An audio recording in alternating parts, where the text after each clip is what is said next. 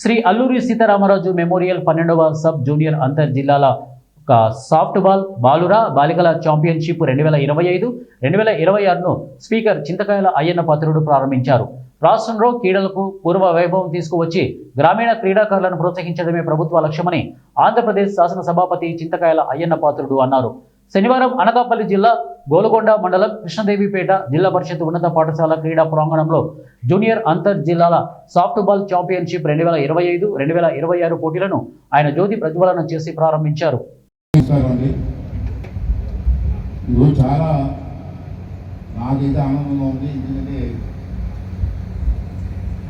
ఇటువంటి sports meets గతంలో ప్రతి జిల్లాలోని ప్రతి కాన్స్టిట్యున్సీలో జరిగి ఇప్పుడు తగ్గిపోయి మన రాష్ట్రంలో ఎంతో మంది క్రీడాకారులు నాకు తెలుసు. నేను కూడా వాలీబాల్ ప్లేయర్ చదువుకున్నప్పుడు స్టేట్ కూడా ఆడిన వాలీబాల్. గోపాలపట్నం ఎమ్మెల్యే గారి చంద్రబాబు గారు కూడా నేషనల్ గైడెన్స్ ఎంతో బ్యాచ్ నేను స్టేట్ వరకు వెళ్ళి ఆగిపోయాను. రాజకీయాలు కూర్చొని నేను చాలామంది మంచి క్రీడాకారులు ఉండేవారు. అది ఎందుకో రాను రాను క్రీడా రంగం మీద ప్రభుత్వాలు చూపు తగ్గింది. ఇంతకుముందు ఏదైనా గ్రామంలో స్పోర్ట్స్ మీట్ పెడుతున్నామంటే ఆ గ్రామ పెద్దలందరూ కూడా ఎంతో గర్వంగా ముందుకు వచ్చేవారు.